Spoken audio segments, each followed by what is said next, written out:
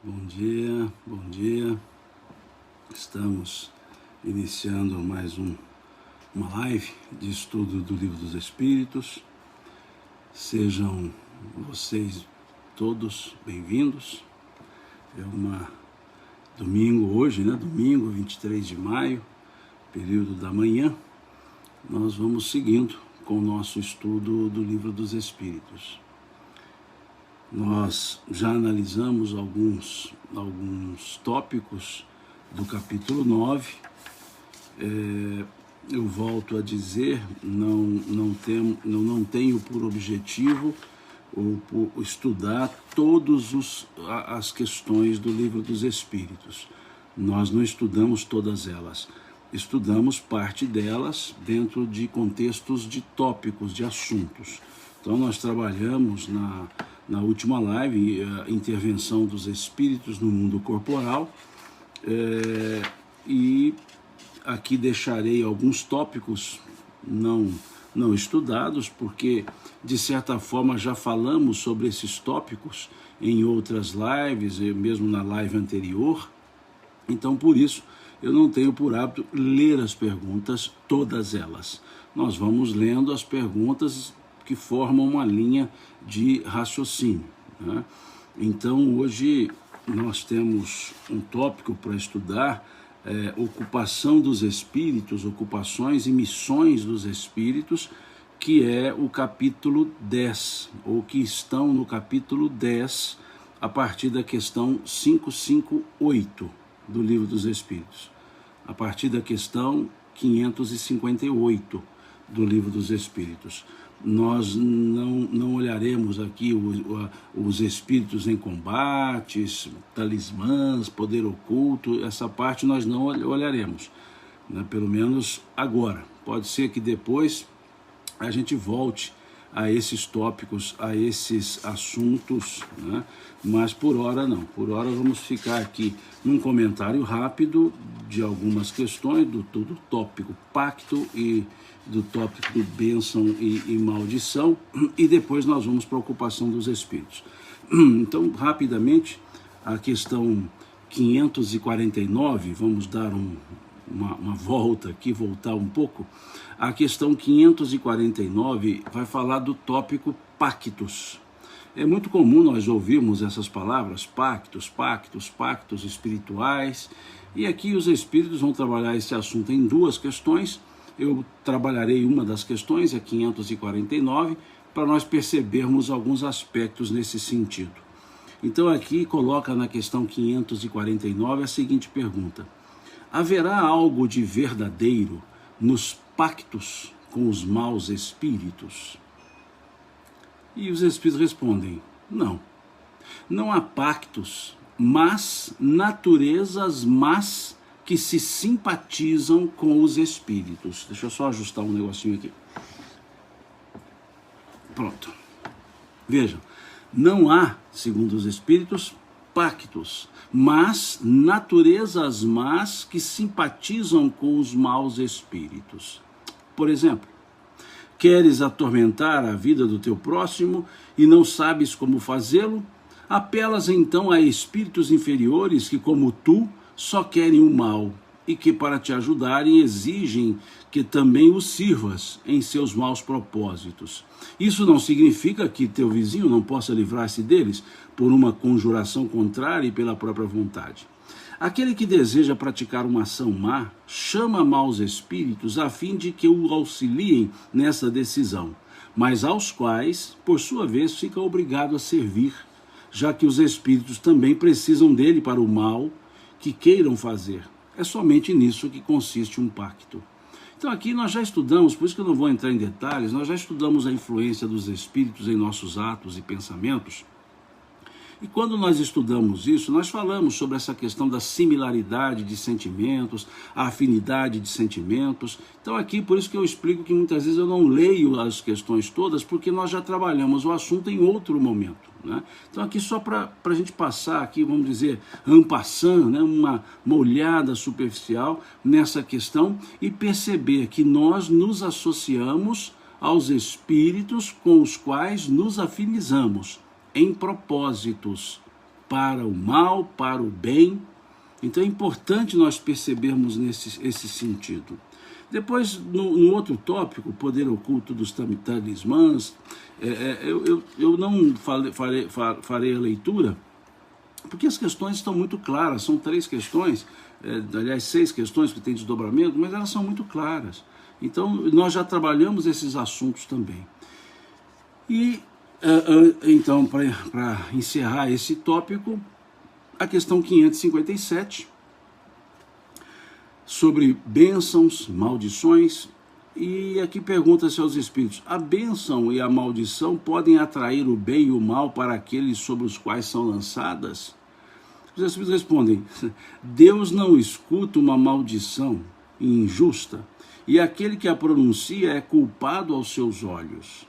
Como temos 2 gênios opostos, o bem e o mal, é possível que a maldição exerça uma influência momentânea, até mesmo sobre a matéria. Contudo, essa influência só se verifica pela vontade de Deus e como acréscimo de provação para aquele que a sofre. Aliás, é mais comum serem amaldiçoados os maus e abençoados os bons. A bênção e a maldição jamais poderão desviar a providência do caminho da justiça. Ela só fere o maldito se ele for mau, e só cobre com a sua proteção aqueles que a merecem. Então aqui mais uma vez, só para fechar o tópico, mais uma vez, são assuntos que nós já trabalhamos quando analisamos lá a questão das questões 459 à frente, ok? Então aqui é só para a gente dar essa ligeira leitura, rápida leitura sobre esses 2 tópicos e entrarmos agora efetivamente no nosso material, ou no nosso conjunto de assuntos de hoje, que é iniciar o capítulo 10. Ou seja, a partir da questão, do questionamento da questão 558. Então aqui, esse tópico vai trabalhar sobre as ocupações, as missões dos espíritos. E aqui nós veremos que essa missão dos espíritos, ou essas missões dos espíritos, tanto são para encarnados e desencarnados. Então vamos conversar um pouco sobre esse tópico, o capítulo 10, que não é um capítulo tão longo assim para se estudar, né? Porque depois muda-se um pouco o conjunto de raciocínio aqui que os espíritos fazem. Então vamos lá. Questão 558. Os espíritos têm outra ocupação a fazer, além de se melhorarem pessoalmente? É uma pergunta muito interessante. Bom dia a todos. Bom dia a todas vocês. É uma pergunta muito interessante pelo seguinte: normalmente nós analisamos que aqui o espírito trabalha para a sua evolução, trabalha para o seu melhoramento, como todos nós trabalhamos, nós que estamos aqui. E Kardec faz a pergunta aqui, se eles fazem alguma outra coisa de caráter coletivo. Se os espíritos fazem outra coisa além de se melhorarem pessoalmente. Em outras palavras, os espíritos têm alguma ocupação que não seja essa de se melhorarem? Em outras palavras, nós temos outra ocupação que não seja a de nos melhorar? E os espíritos respondem aqui, tratando de espíritos de mais elevada condição, eles respondem o seguinte: concorrem para a harmonia do universo, executando as vontades de Deus de quem são ministros. A vida espiritual é uma ocupação contínua, mas que nada tem de penosa como na vida da terra, porque não existe a fadiga corporal, nem as angústias das necessidades.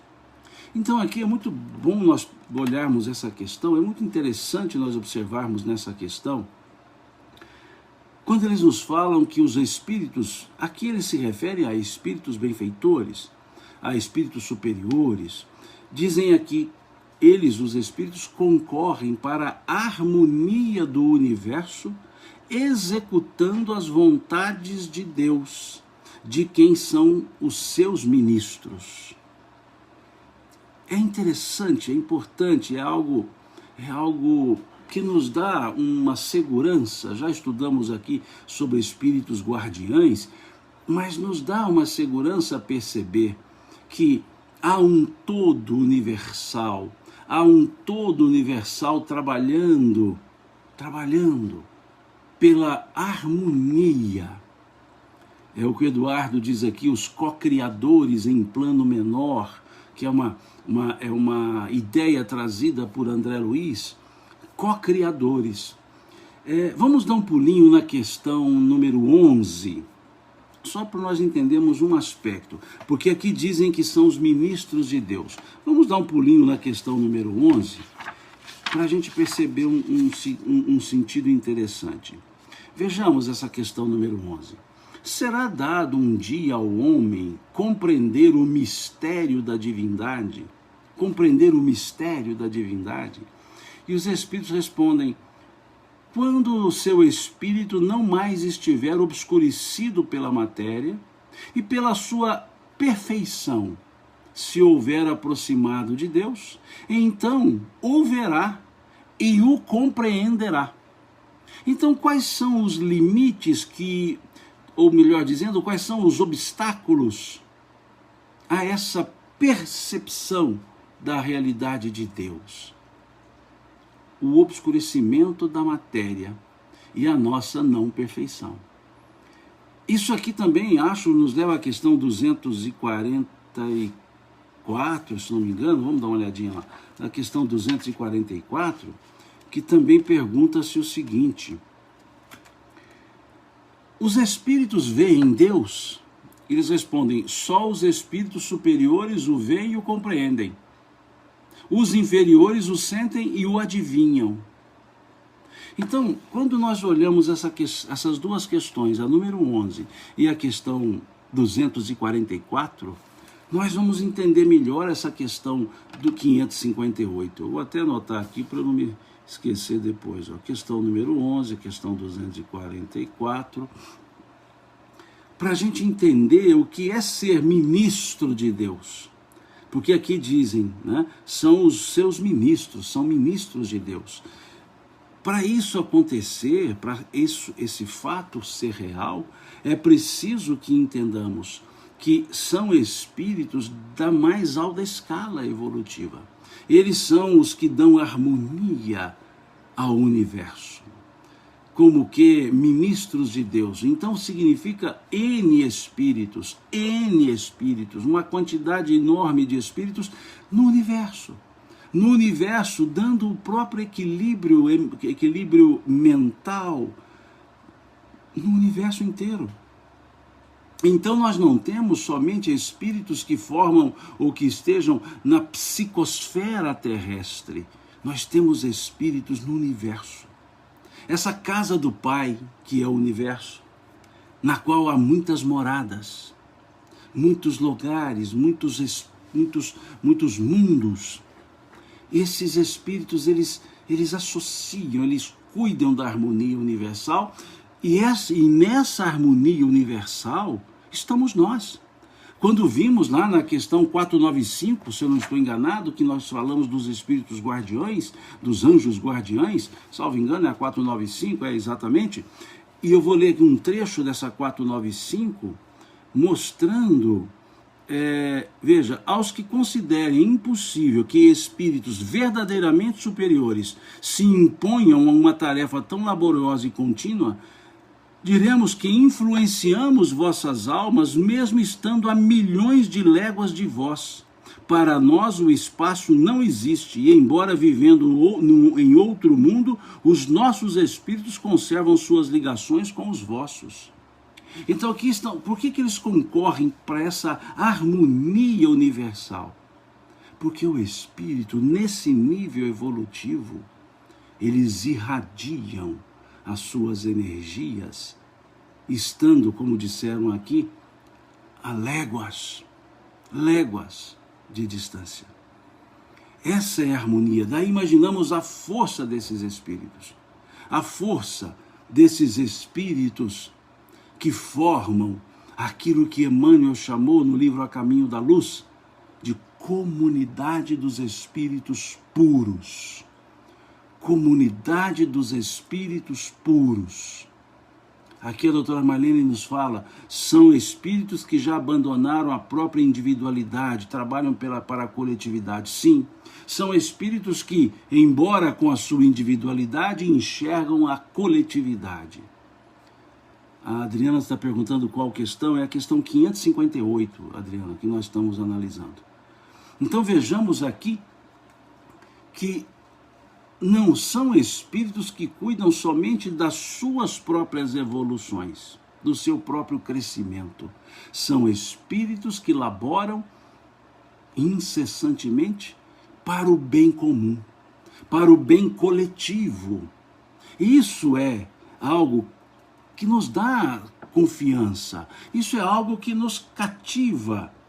Se nós percebermos que se olharmos para o universo, se olharmos para esse universo, nós perceberemos e saberemos, melhor dizendo, e sabemos, que há N espíritos superiores, espíritos puros, olhando tudo isso, cuidando de tudo isso. Como Cristo, olhando para nós aqui na Terra. Tem uma imagem que eu uso muito minha rede social, no meu pano de fundo lá do Facebook, que é uma imagem, óbvio, montada do planeta Terra e o Cristo sentado olhando para o planeta. Eu gosto muito dessa imagem porque ela dá essa dimensão aqui da questão 558. Nós não estamos sozinhos. No universo inteiro há espíritos cuidando dos espíritos, e há espíritos cuidando da harmonia universal. Harmonia universal. Porque eu achei belíssima essa expressão. Concorrem, ou seja, correm juntos para a harmonia do universo. Não é a harmonia do planeta, a harmonia do universo. Executando as vontades de Deus, ou seja, as leis de Deus, de quem são ministros de Deus. Olhemos a envergadura, olhemos a grandiosidade que foi a encarnação de Jesus aqui na Terra. Pensemos, paremos e pensemos nisso. Tiremos os aspectos místicos, tiremos os aspectos míticos, os aspectos devocionais, e só olhemos isso. Um espírito puro, um Cristo de Deus, um crístico, um espírito crístico, que cuida da harmonia universal, dignou-se a encarnar aqui na Terra. Observemos a magnitude desse acontecimento. Pensemos nisso. Pensemos, só imaginemos a magnitude, o tamanho desse acontecimento. Um ser crístico, um ser que, como ele disse, antes que o mundo fosse, eu sou, disse ele.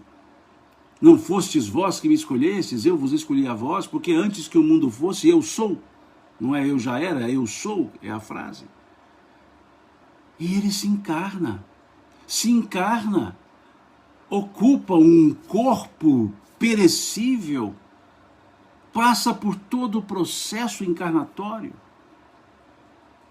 para trazer harmonia, para inaugurar, abrir as portas para enxergarmos o caminho da regeneração. A vinda do Cristo aqui, esse ministro de Deus, representou a chave que abriu as portas, ou a grande porta, para divisarmos, para enxergarmos a possibilidade regeneradora. Jesus inaugura, Jesus é o marco, é o divisor de águas, é o divisor da história, o divisor da história, antes dele e depois dele. Então vejam o que é ou o que foi esse acontecimento. É muito maior do que os aspectos devocionais. É muito mais. Não é mítico, é aquele ser que aqui se colocou, que saiu das esferas crísticas, da comunidade dos espíritos puros, e disse assim: vou dar um pulinho lá na terra, deixa eu ir lá, deixa eu ir pessoalmente, deixa eu cuidar dessa turma. E olha, olhemos, ele cuidou tão bem, que até hoje estamos tentando vivenciar a mensagem dele. Foi tão forte a sua chegada, foi tão forte a sua permanência, foram fortes as suas ações, foram profundos os seus ensinamentos.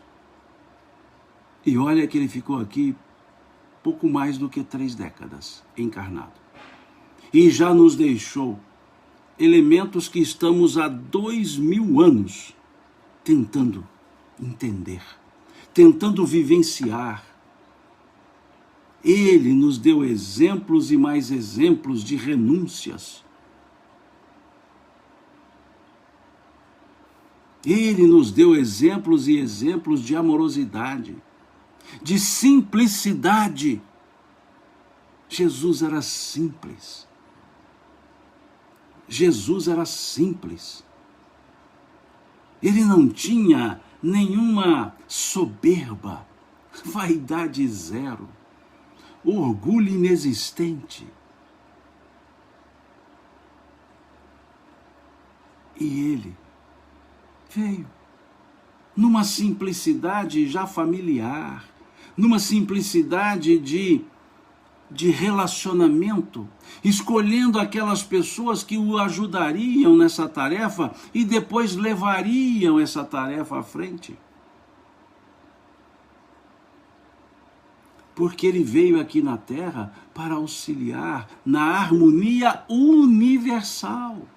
Não foi só para o planeta. Harmonia universal. E nós os humanos, nós os encarnados, com a nossa pequenez, ficamos criando coisas, inventando coisas que Jesus não disse, que Jesus não expressou.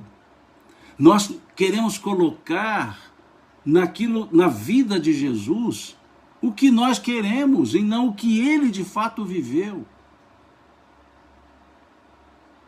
E ele viveu com tanta simplicidade, mas com tanto cuidado com as pessoas, sendo uma carta viva de Deus.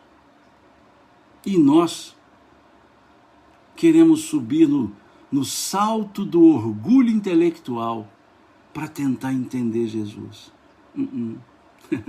Ele mesmo disse: graças te dou, ó Pai, que escondestes tais ensinos dos doutos e revelaste-os aos simples e humildes. Não é que Deus escondeu, vou esconder dos doutos. É porque os doutos, pelo orgulho da vã filosofia, do vão conhecimento, escondem o ensino simples, o ensino puro e sereno que Jesus nos trouxe. Jesus não disputava lugares, não disputava posições. Jesus não desmerecia as pessoas para se levantar e exaltar. Então é esse o processo que Jesus nos ensinou. Isso é que se chama harmonia universal. Ele trouxe como um espírito puro, um espírito crístico, trouxe-nos essa serenidade e simplicidade da vida e do viver. Mas nós complicamos demais. Nós digladiamos em nome daquele que trouxe a paz. Nós queremos impor as ideias em nome daquele que simplesmente as apresentou e disse: aquele que quiser vir após mim, renuncie-se a si mesmo, pegue a sua cruz a cada dia e me siga. Quantas pessoas querem colocar a ideia de Jesus dentro de uma caixinha? E ainda ficam com a chave, querendo dizer, só eu posso interpretar. Eu fico imaginando se Jesus ouvisse isso fisicamente falando. Veja, ele deveria olhar e dizer assim, quanta ingenuidade, quanta bobeira, mas quanta ingenuidade. Ele diria assim, não foi isso que eu trouxe. Nós queremos rebuscar as coisas. Olha, desculpe-me, mas quanto maior o conhecimento, maior é a simplicidade. É verdade. Quanto mais a pessoa sabe, mais simples ela é. Quanto mais a pessoa sabe, mais ela quer simplificar para os outros entenderem. Imaginemos se Jesus trouxesse o ensino e falasse no nível crístico dele. Quem entenderia? Quem entenderia? E ele optou em ensinar por parábolas, trazendo da forma mais simples possível o ensinamento. E por que nós aqui na Terra queremos dificultar o entendimento? Não estaremos concorrendo para a harmonia universal dessa questão 558. Jesus, imaginemos se Jesus fizesse como muitos fazem, ler um currículo, ler um currículo antes de uma fala. Se Jesus fosse ler o seu currículo antes do Sermão do Monte, ele estaria até agora falando do currículo. Mas não, ele abriu a boca e ensinou, como diz o texto do capítulo 5 do Evangelho de Mateus. E Jesus, abrindo a boca, ensinava dizendo, diz o texto. E quantas pessoas querem colocar um tapete vermelho de currículo, como se o currículo determinasse a evolução. Pode determinar o conhecimento, mas não a sabedoria. Quanto mais sábio, quanto mais se estuda, mais simples a pessoa é. Mais simples a pessoa é. Como naquela letra cantada pelo conjunto Patufu aqui de Minas. Vai diminuindo a cidade e aumentando a simpatia. Quanto menor a casinha, mais sincero é o bom dia. Vai diminuindo a cidade e aumentando a simpatia. Quanto menor a casinha, mais sincero é o bom dia. É isso que esconde as pessoas de Deus, o próprio orgulho. Esses espíritos da questão 558 concorrem para a harmonia universal. A harmonia universal. Jesus não ficava discutindo com ninguém, não ficava com debates frívolos. Ele até se calava quando via que não havia por que continuar conversando. É isso. Questão 558. Questão 558. E por que eu falo tanto de Jesus? Porque ele é o Espírito crístico que nós conhecemos. Ele é aquele que se dignou a estar na Terra para contribuir com a harmonia universal. Ele é que fez isso aqui conosco. Então, por isso, trago o nome dele aqui. Simão, mas a questão não fala de Jesus. Fala, porque fala dos espíritos puros que concorrem para a harmonia universal. E aquele que concorreu diretamente aqui para nós, para essa harmonia universal, foi o Cristo. Foi o Cristo. Não o Cristo das devoções, não o Cristo das religiões, o Cristo da amorosidade, o Cristo da simplicidade, o Cristo do companheirismo, o Cristo da amizade, o Cristo da solidariedade. Esse foi o Cristo que nós chamamos de mestre. Não o Cristo dos pedestais, não o Cristo dos templos frios de pedra. O Cristo que disse: vinde a mim, todos vós que estáis cansados e fatigados, e eu vos aliviarei. Esse é o Cristo. Esse é o Cristo. Esse sim concorre para a harmonia universal. Esse sim é um ministro de Deus.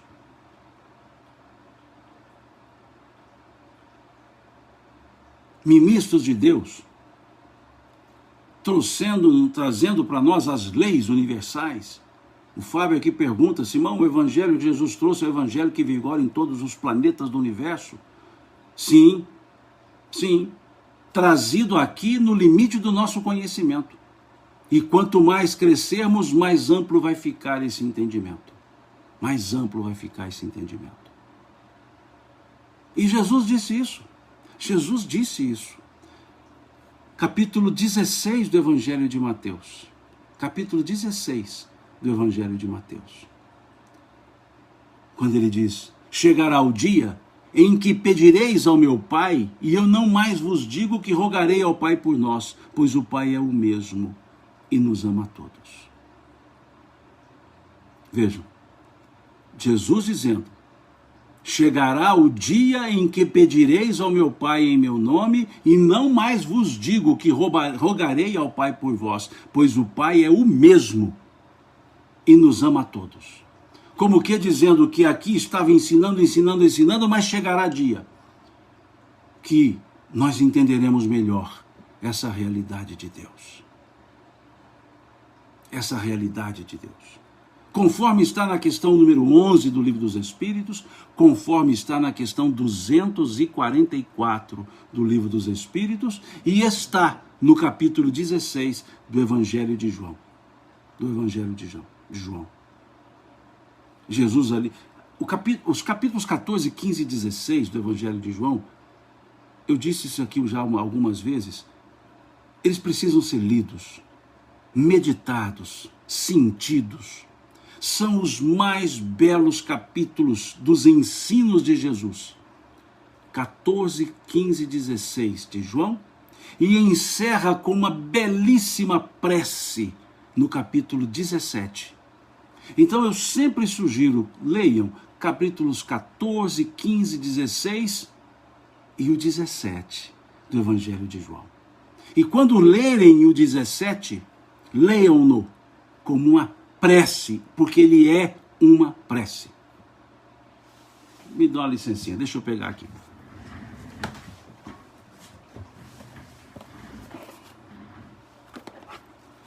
Vejam, ou vejamos, esse capítulo 17, eu não lerei o capítulo todo, porque o capítulo inteiro é uma prece, mas veja como um espírito ministro de Deus dessa questão 558 se ocupa, cuida das pessoas, cuida dos seus.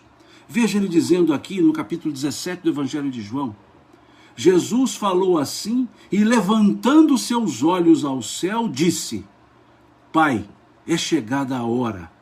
Glorifica a teu filho, para que também o teu filho glorifique a ti. Assim como lhe deste poder sobre toda a carne, para que dê a vida eterna a todos quanto lhe deste. E a vida eterna é esta, Pai: que te conheçam a ti só, por único Deus verdadeiro, e ao Cristo, a quem enviaste.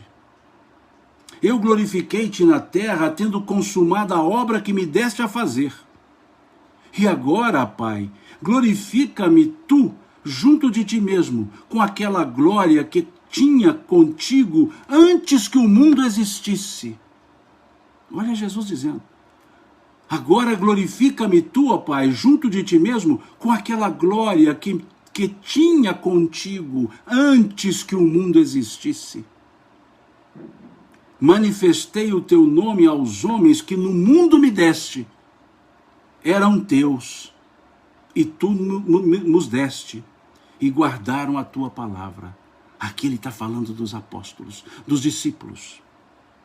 Agora já têm conhecido que tudo quanto me deste provém de ti, Pai. Porque lhes dei as palavras que tu me deste, e eles a receberam, e têm verdadeiramente conhecido que saí de ti, e creram que me enviaste.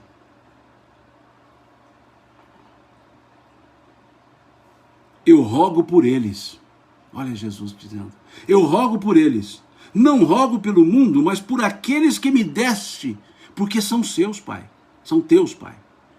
E todas as minhas coisas são tuas, e as tuas coisas são minhas, e nisso eu sou glorificado. E eu já não estou mais no mundo. Olha esse versículo. Eu já não estou mais no mundo, mas eles estão no mundo, Pai. Eles, os discípulos, eles estão no mundo. E eu vou para ti, Pai. Guarda em teu nome aqueles que me deste, para que sejam um, assim como nós, Pai. Estando eu com eles no mundo, guardava-os em teu nome. E tenho guardado aqueles que tu me deste, e nenhum deles se perdeu, senão o filho da perdição, para que a Escritura se cumprisse. Mas agora vou para ti, e digo isto no mundo, para que tenham a minha alegria completa em si mesmos. Dei-lhes a tua palavra, e o mundo os aborreceu, porque não são eles do mundo, assim como eu também não sou do mundo. Não peço que os tires do mundo, Pai, mas que os livres do mal. Não são do mundo, como eu também não. Santifica-os, Pai, na verdade, pois a tua palavra é a verdade. Assim como tu me enviaste ao mundo, também eu os enviei ao mundo, e por eles me santifico a mim mesmo, para que também eles sejam santificados na verdade. Agora vem uma coisa que eu gosto muito e paro por aqui nessa fala de Jesus. É o versículo 20. Eu não rogo somente por estes, aqueles da hora, mas também por aqueles que pela tua palavra hão de crer em mim no futuro, para que todos sejam um, como tu, ó Pai, o és em mim e eu em ti, que também eles sejam um em nós, para que o mundo creia que tu me enviaste. E que segue o capítulo 17. É uma prece. É a prece de Jesus pelos seus discípulos. Capítulo 17 do Evangelho de João. Capítulo 17 do Evangelho de João. Então sugiro que leiam esses capítulos, que entendam. E vejam o que ele fala agora no capítulo 16, do versículo 25, no versículo 25 do capítulo 16. Disse-vos isto por parábolas, chega, porém, a hora em que vos não falarei mais por parábolas, mas abertamente falarei do Pai. Naquele dia pedireis em meu nome, e eu não vos digo que rogarei ao Pai por vós, pois o mesmo Pai vos ama, visto como vós me amastes e crestes que saí do Pai. Então é importante nós percebermos isso. Desculpe, meu Novo Testamento já tá assim, soltando as folhas, mas esse aqui eu não abro mão dele, porque ele é todo marcado, todo escrito, então eu não posso abrir mão dele. Já encadernei trocentas vezes aqui. Mas eu quero que entendam tudo isso na questão 558. Veja o que está aqui nessa questão 558, em duas frases só que os Espíritos trazem.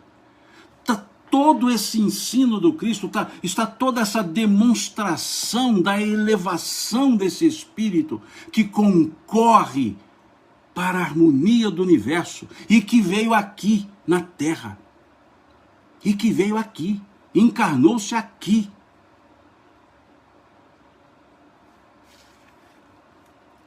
Essa é a questão 558. Desculpe, eu talvez tenha feito uma digressão um pouco maior, mas é para nós entendermos o que é isso. O que é essa harmonia universal? As pessoas sempre me perguntam qual tradução eu uso do Livro dos Espíritos e dos Evangelhos. A que eu uso hoje é essa tradução do Evandro Noleto, da Federação Espírita Brasileira. Gosto da forma da tradução, gosto da linguagem da tradução e gosto do formato do livro, que é grande e tem espaço para escrever. Então eu uso essa tradução, e porque ela é uma tradução de estudos, eu diria. Ela reúne edições do Livro dos Espíritos que não foram trabalhadas. Então ele trabalha com isso, por isso eu uso essa. A tradução dos Evangelhos que eu gosto de usar, esse Novo Testamento, na verdade, ele faz parte do conjunto da Bíblia. Só um segundinho, veja. Essa aqui é a Bíblia. O que acontece? A que eu sigo, a que eu gosto de usar. É que eu fui lá e pedi para separar. Eu fui lá no lugar que encaderna livros e falei assim, olha, pega esse novo, faça um favor para mim, separe o novo do velho, porque isso faz tempo. À época não existia Google para ficar pesquisando. Então era mais fácil eu abrir o Velho Testamento e abrir o Novo Testamento e ia fazendo quando Jesus citava o Velho Testamento ficava fácil, porque estavam separados aqui para eu olhar. Então isso já faz tempo, na época não existia Google. Então era a forma que eu tinha para facilitar, para não ficar folheando para lá e para cá, voltando. Então eu deixava o Novo Testamento aberto, o Velho Testamento aberto e ali analisava. Essa edição que eu uso, essa que eu gosto de usar, é a edição de 1975. 1975. É uma edição mais antiga, que eu gosto de usá-la. Então essa é a edição, a tradução que eu mais uso. Eu tenho em livros 52 edições diferentes. Livros, né? Não estou falando em Google, eu tenho 52 Bíblias diferentes, de traduções diversas. E eu optei por essa. Há anos eu já opto por essa. E eu uso uma outra que pouca gente usaria, mas eu uso uma outra, também de João Ferreira de Almeida, que é a tradução da edição de 1952. 1952. Ainda no vernáculo antigo, ainda com farmácia com PH, ainda dessa época. Mas por que eu uso essas duas traduções? Por que eu uso a de 75 e uso essa de 1952? A de 75 porque está na gramática, por assim dizer, atual. Gramática. E a de 52 porque era a gramática antiga. E ali eu gosto de observar se houve acomodações linguísticas. Porque é muito ruim, é uma falácia da tradução as acomodações linguísticas. Acomodações linguísticas. Não significa similaridades linguísticas. Então eu vou ali para observar se não fez diferença. E eu tenho outras, tenho aqui a King James, que é muito boa, uma das melhores bíblias para a língua inglesa, a versão King James. Tenho a Bíblia hebraica, mas essa é a que eu uso. Tá? Então, todas as vezes que vocês me ouvirem recitando algum versículo ou lendo, é dessa tradução de 1975, que há estudo desde da década de 70. Então, essa é a minha tradução, essa que eu uso do dia a dia, mas eu consulto várias outras traduções também. Eu associo várias outras traduções também. Mas aquela de uso é essa que eu mostrei para vocês. Desculpe ter feito essa digressão, é porque muitos me perguntam isso. Quase toda live o pessoal pergunta, irmão, qual a tradução do Evangelho que você usa? Irmão, qual a tradução do Livro do Espírito? Tenho aqui a tradução do Livro do Espírito do Guion Ribeiro, do Salvador Gentili, do Herculano Pires. Uso todas elas, mas eu tenho usado como como dia a dia essa do Loreto, e dá para ver que é dia a dia mesmo, né? Olha aqui, ó, tá toda já velhinha, não tive tempo de encadernar novamente, essa é que eu uso no dia a dia. E me valho das outras traduções também.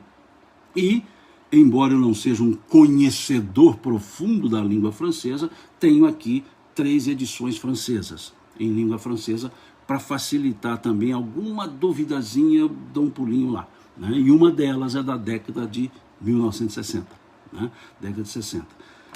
Então é isso, tá? Só para a gente fechar essas perguntas, que eu vi que vários perguntaram, então tá aqui a resposta, acho que ficou explicado, tá? Quais eu uso. Não existe tradução ruim, tradução boa, não é isso não.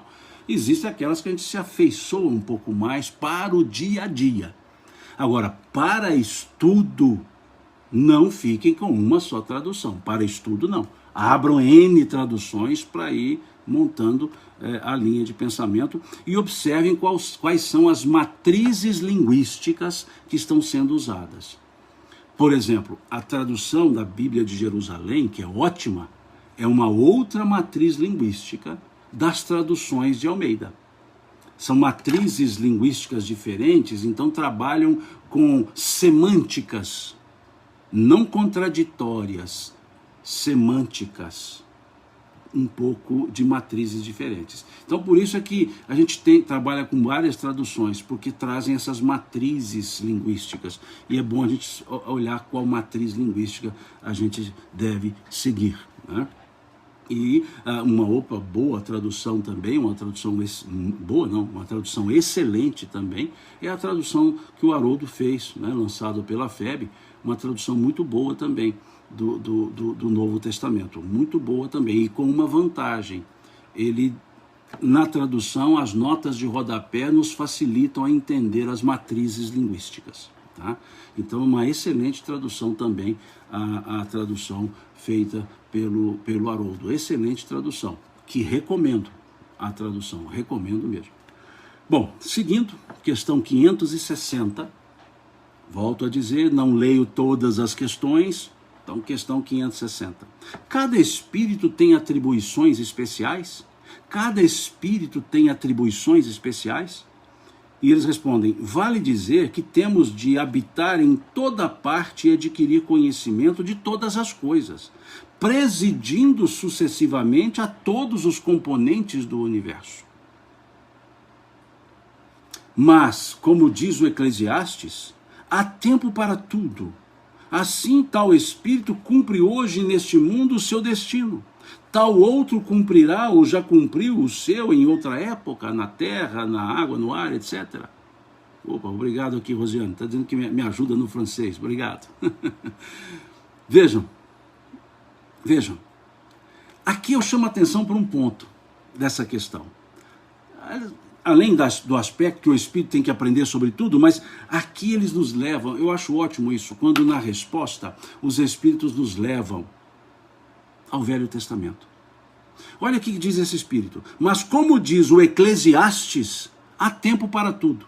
Como diz o Eclesiastes. O que o Eclesiastes é? Um dos livros sapiensais do Velho Testamento. Um dos livros sapiensais. Como o livro Cântico dos Cânticos, como Eclesiastes, o Provérbios, Cantares, né? Cantares de Salomão, são chamados livros sapiensais do Velho Testamento.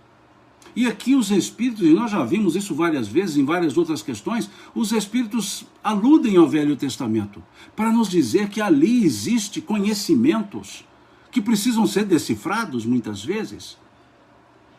Mas lá existem conhecimentos, e quantos dizem assim, Velho Testamento não interessa? Interessa sim, Velho Testamento interessa muito. O Velho Testamento interessa muito, tanto interessa que os Espíritos citam-no várias vezes. Como diz o Eclesiastes, tudo tem o seu tempo. Aqui estão se referindo ao capítulo 3 do livro de Eclesiastes. Ao capítulo 3. Todas as coisas têm o seu tempo e para cada ocupação chega a sua hora.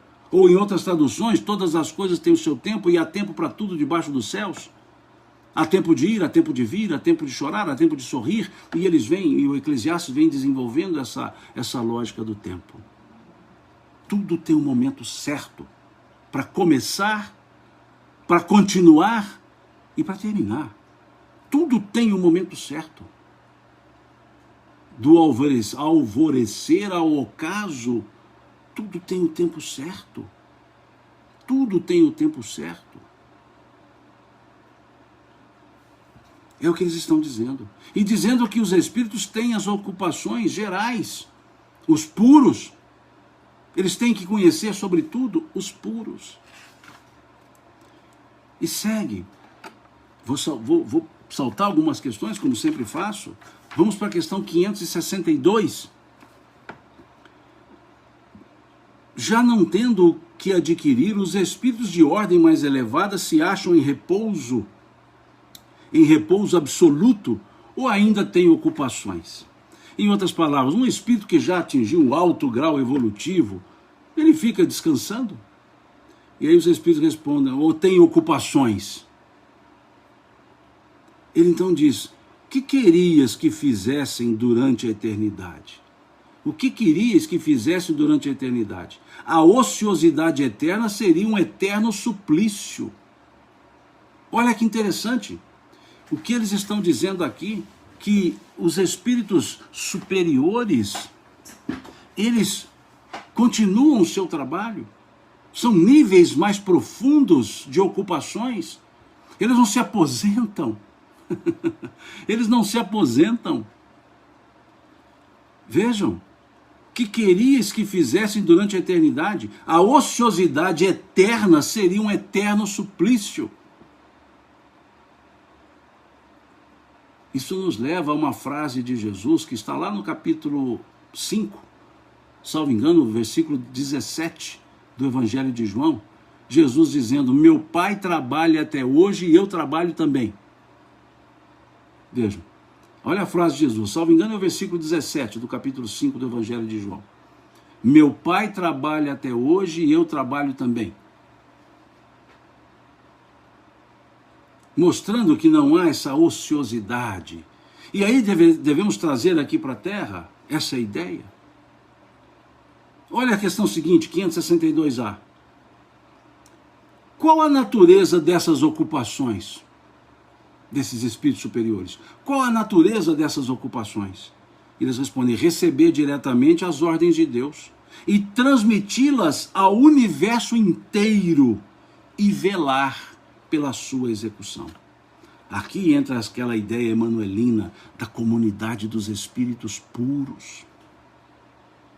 Vejam, qual é a natureza da ocupação desses seres, desses espíritos superiores, evoluídos, puros, crísticos?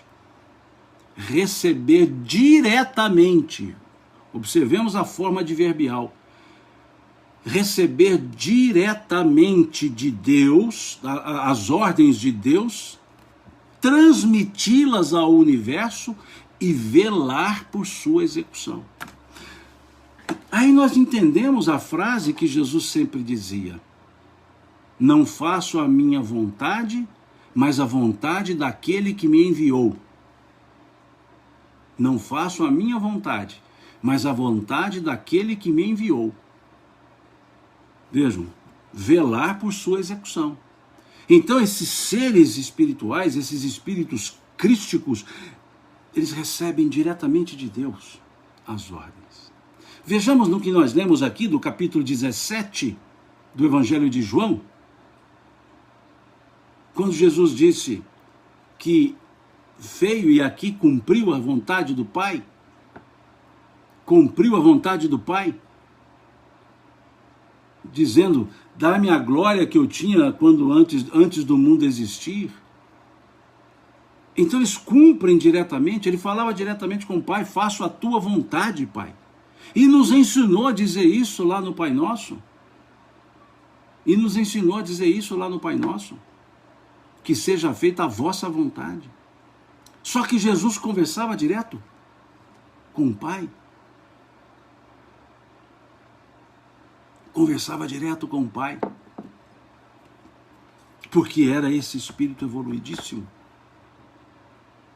Então observemos esse versículo 17 do Evangelho de João, E nós veremos isso. Meu pai trabalha até hoje, e eu trabalho também. Até na obra, no ato da criação dos Espíritos, questão 80 do Livro dos Espíritos, quando diz que Deus jamais cessou de criar espíritos. Deus jamais cessou de criar espíritos, ou seja, não tem. E a gente fica querendo um descanso, né? Tirar férias constantes. E os Espíritos dizendo, a ociosidade eterna seria um eterno suplício. A ociosidade eterna seria um eterno suplício, dizem aqui na questão 562.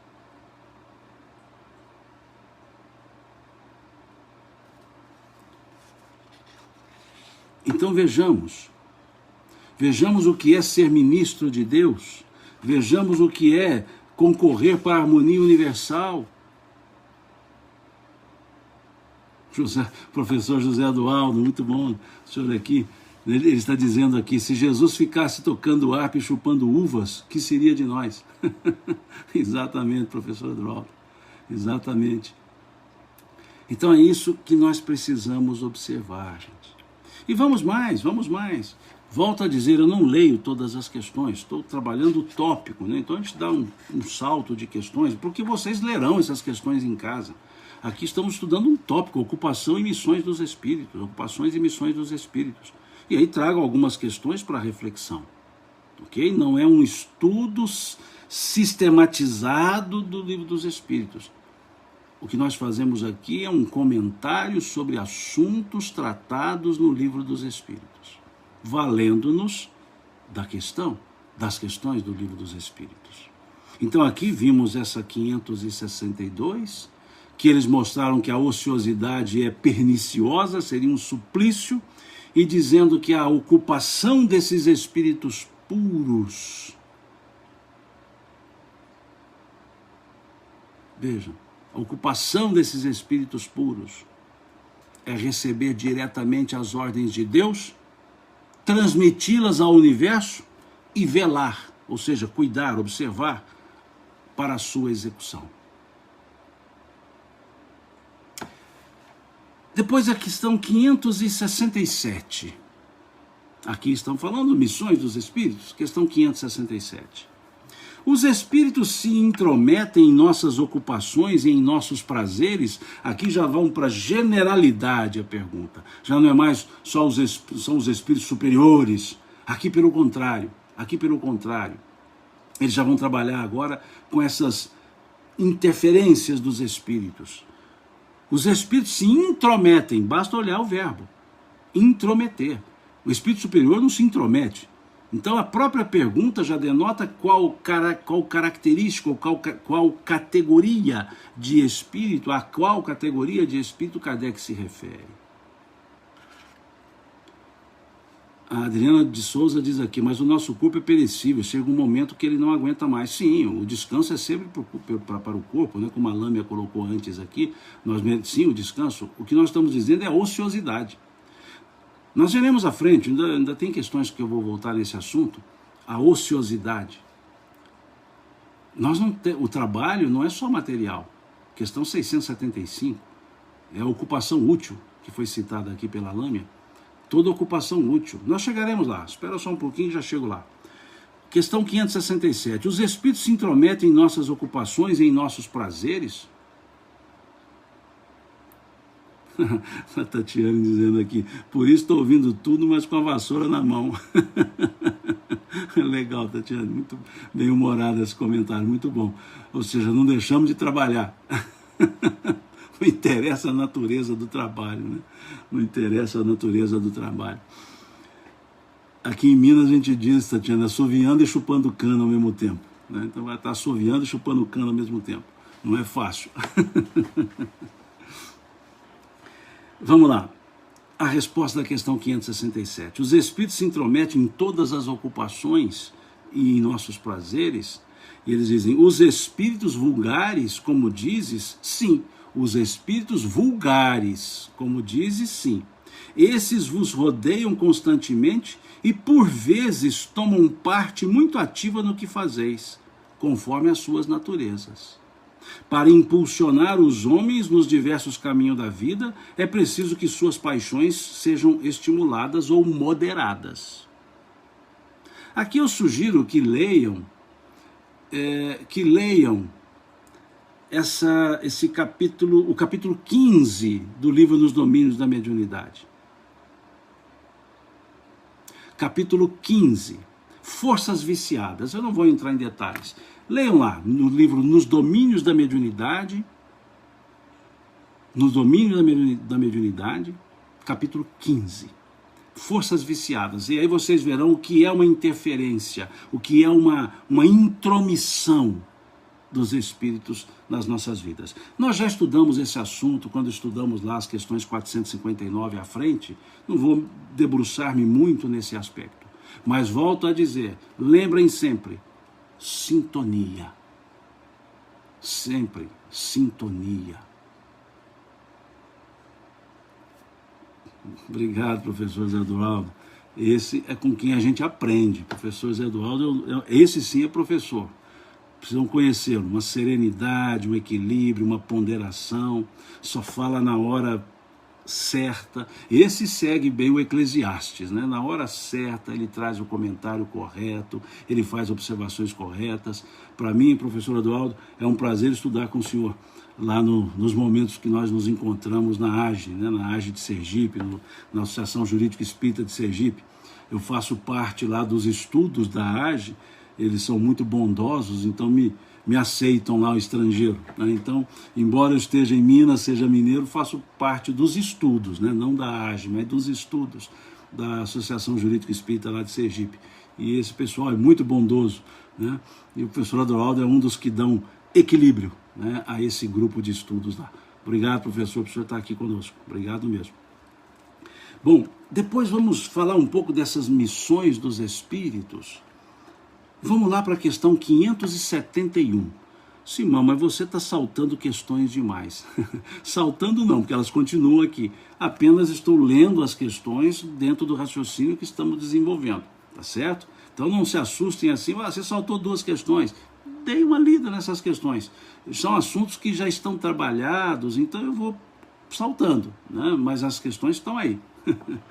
Questão 571. Só os espíritos elevados desempenham missões? Eu fui pensando aquelas que são mais contundentes, tá certo? Não quer dizer que as outras não sejam importantes, são importantíssimas. Eu só busquei aquelas que têm mais a ver com o assunto que estamos tratando na forma mais contundente. Questão 571. Só os espíritos elevados desempenham missões? Porque é uma ideia que a gente sempre tem. É uma ideia que a gente sempre tem. Que missão é só para espírito elevado. Vamos olhar a resposta dos espíritos. A importância das missões guarda relação com as capacidades e com a elevação do espírito. O estafeta que leva um telegrama também desempenha uma missão, embora bem diversa da de um general. O estafeta, ou seja, aquela pessoa que pega o telegrama no correio e entrega na casa, né? Ele está usando aqui um termo bem do século XIX, né? A tradução está usando. É aquele que leva, né? Que vai entregar o telegrama, ou seja, o mensageiro tem uma missão. Ele não conhece a mensagem que está ali, ele apenas entrega. Então, todos nós temos uma missão. E aí vamos à questão 132. Primeiro vamos associar a questão 573 aqui. Em que consiste a missão dos espíritos encarnados? Em que consiste a missão dos espíritos encarnados? E eles respondem: em instruir os homens, em ajudá-los a progredir, em melhorar suas instituições por meios diretos e materiais. Por meios diretos e materiais. Vejam, em que consiste a missão dos espíritos encarnados? Em instruir os homens, em ajudá-los a progredir, em melhorar suas instituições por meio diretos e materiais. Mas as missões são mais ou menos gerais e importantes. Aquele que cultiva a terra desempenha uma missão do mesmo modo que aquele que governa e que instrui. Tudo se encadeia na natureza. O espírito se depura pela encarnação, concorrendo ao mesmo tempo para a execução dos desígnios da providência. Cada um tem sua missão nesse mundo, porque todos podem ser úteis em alguma coisa. Aqui é a questão, é a frase mais forte dessa resposta. Eles igualizam as pessoas dizendo que todos têm missões. Ele diz aqui, aquele que cultiva a terra tem uma missão tão importante quanto aquele que governa ou aquele que instrui. Mas aqui no final eles dizem, cada um tem a sua missão neste mundo, porque todos podem ser úteis em alguma coisa. Todos podem ser úteis em alguma coisa. Por isso eu disse antes, que o importante é sermos úteis. O corpo pode estar já alquebrado, cansado, mas pode ser útil. Um olhar bem dado, aquele olhar de serenidade, um sorriso, uma conversa, uma atenção, tudo pode ser útil. O Evaldo aqui diz, né, missão é igual a uma tarefa. Sim, é uma tarefa, é um trabalho a ser feito.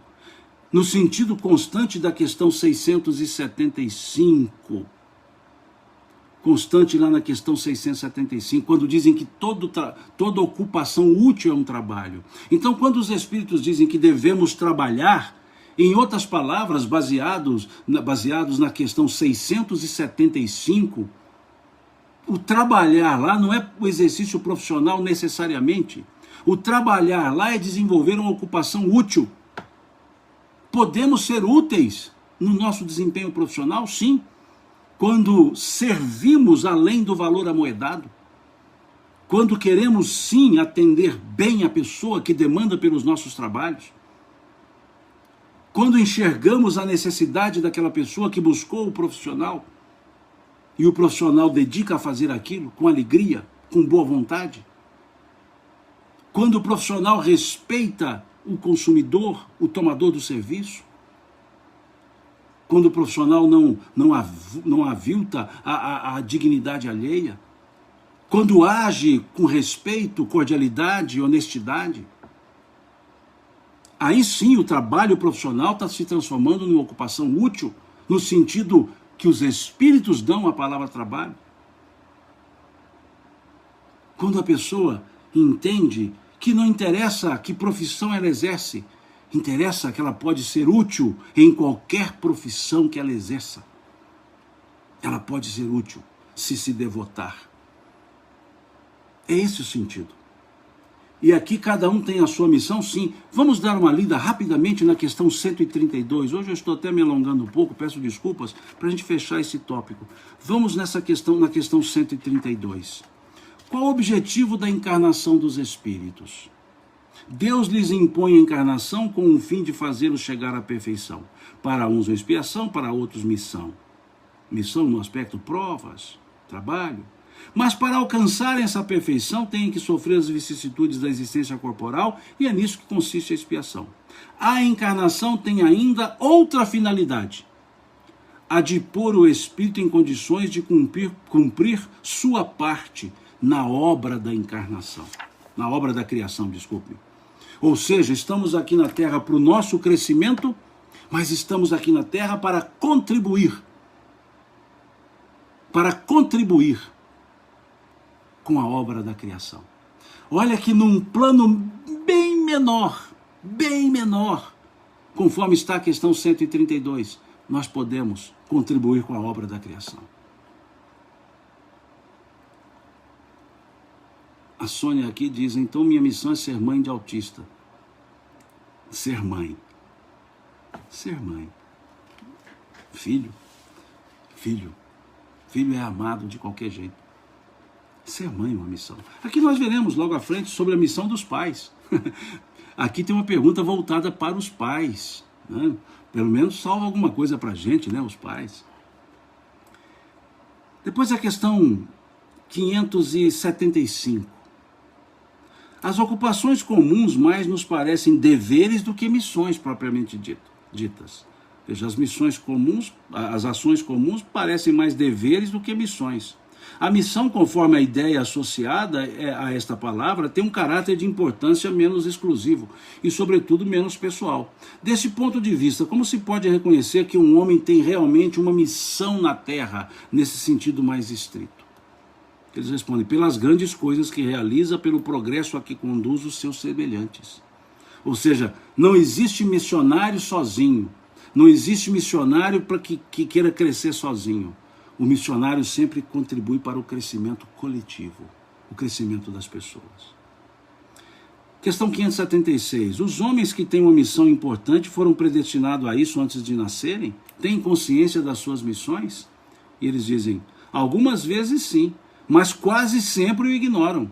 Ao virem à Terra, têm apenas um vago objetivo. Suas missões só se delineiam após o nascimento e de acordo com as circunstâncias. Deus o impele ao caminho em que devam cumprir seus desígnios.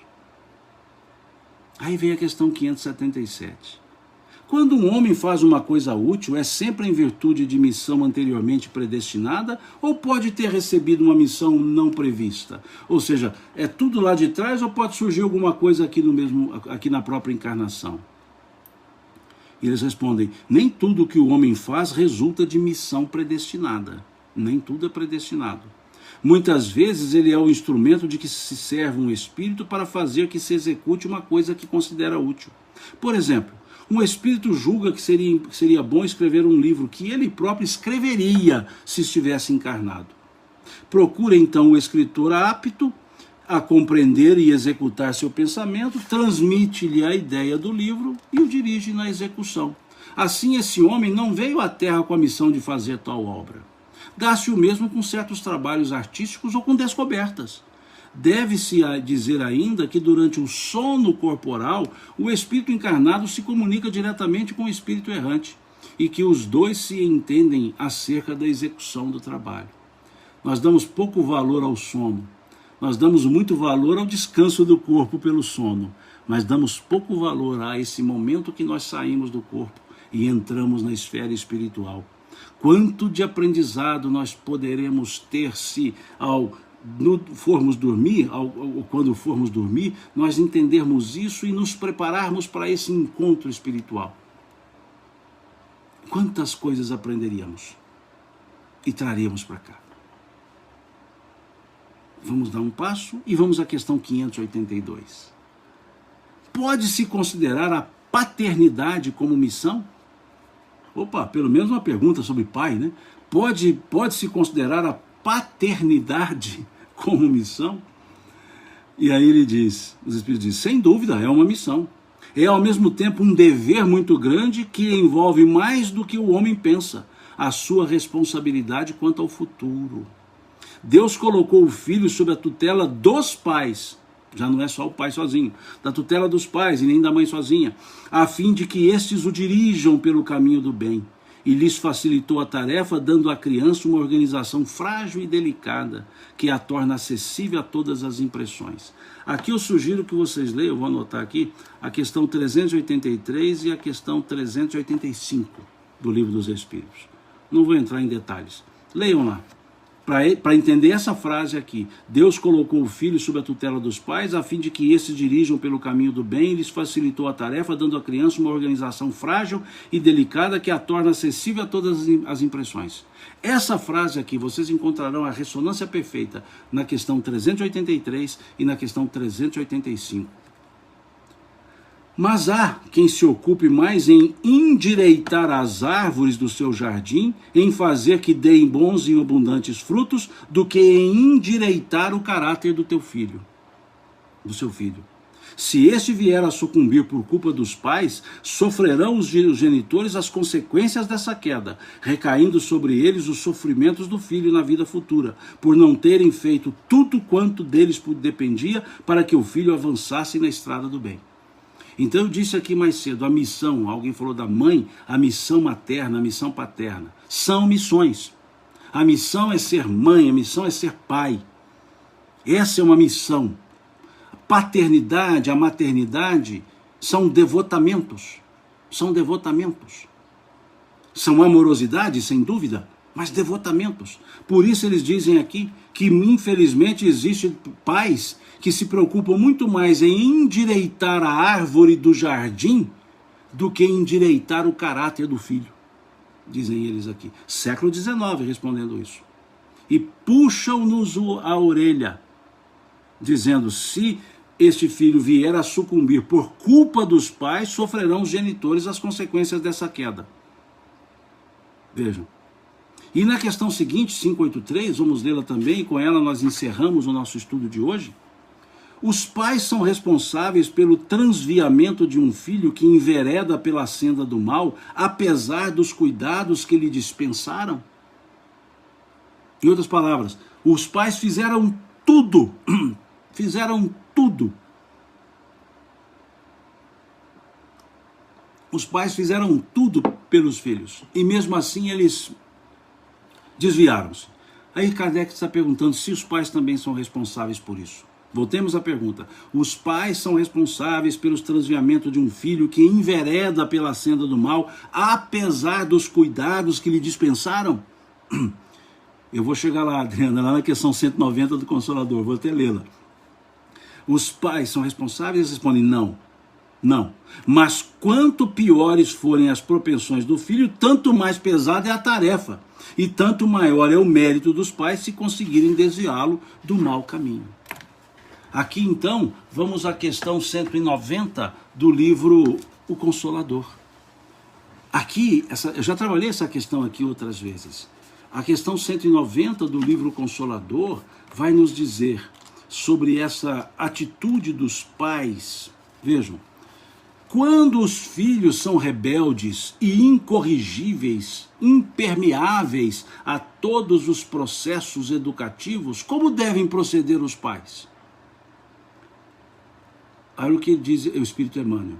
Depois de movimentar todos os processos de amor, de energia, no trabalho de orientação educativa dos filhos, é justo que os responsáveis pelo Instituto Familiar, sem descontinuidade da dedicação e do sacrifício, esperem a manifestação da providência divina para o esclarecimento dos filhos incorrigíveis, compreendendo que essa manifestação deve chegar através de dores e de provas acerbas, de modo a semear-lhes com êxito o campo da compreensão e do sentimento. Como poderão, a 191, como poderão os pais despertar no íntimo do filho rebelde as noções sagradas do dever e das obrigações para com Deus?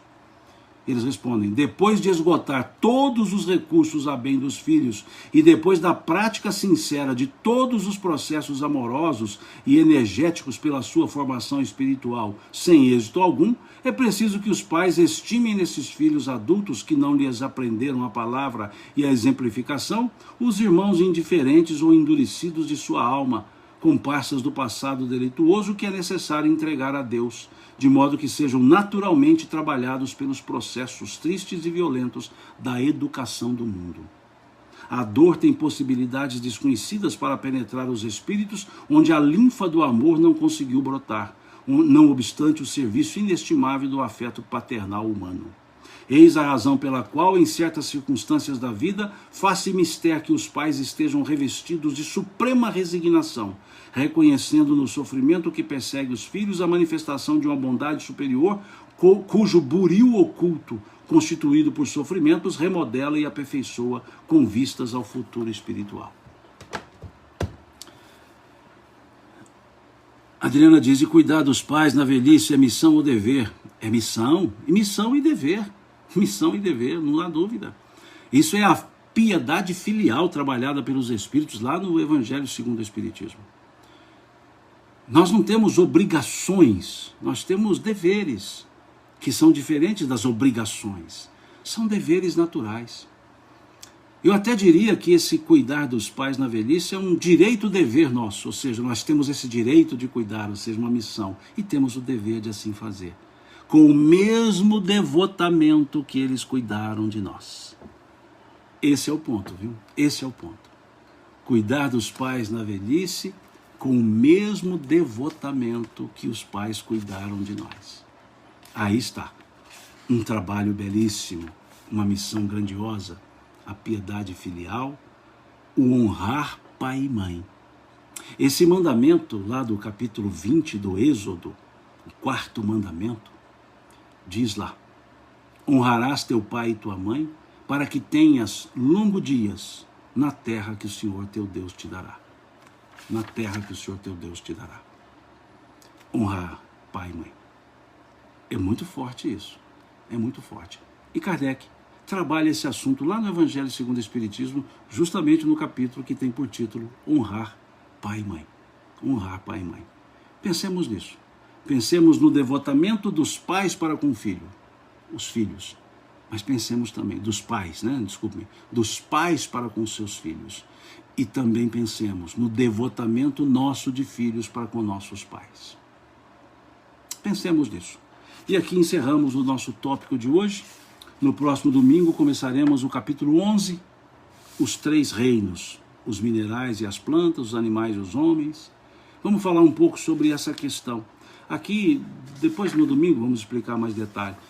É uma questão muito interessante, principalmente agora que precisamos tanto de olhar mais para a sustentabilidade socioambiental.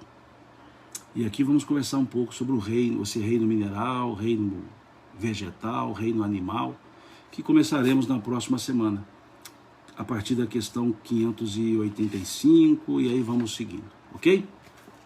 Bom, por hoje encerramos aqui essa nossa live.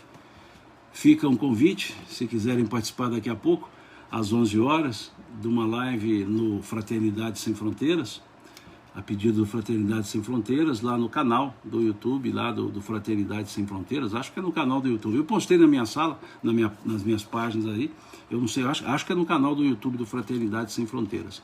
Vamos conversar um pouquinho lá sobre o amor como cura. Então fica o convite, se alguém quiser espiar um pouquinho mais, daqui a pouco às 11 horas, essa outra live com o pessoal do Fraternidade Sem Fronteiras. E mais cedo alguém perguntou: Simão, você está usando a camiseta do Fraternidade Sem Fronteiras? Sim, é a camiseta do Fraternidade Sem Fronteiras, ok? Que é um trabalho muito interessante, muito bom, muito importante, de grande utilidade, que o pessoal tem feito, né, com esse ideário de amor e respeito humanos, ok? Então fica aí o convite, se quiserem, daqui a pouco, e domingo que vem, se Deus quiser, a gente retorna com o nosso estudo, com a live de estudo do Livro dos Espíritos. Que todos vocês tenham um ótimo domingo, uma excelente semana, que tenham uma semana abençoada junto às famílias, que nossas famílias sejam abençoadas, nossas casas, o nosso trabalho, nós todos abençoados nessa semana que se inicia hoje, que Deus se faça constante e que lembremos que tem muitos bons espíritos cuidando da harmonia universal. Que não sejamos nós os pontos dissonantes dessa harmonia, ok? Muito obrigado a todos, de coração. Deus lhes pague por esse carinho, Deus lhes pague pela paciência e a presença aqui nessa live de hoje, tá certo? Até mais, se Deus quiser.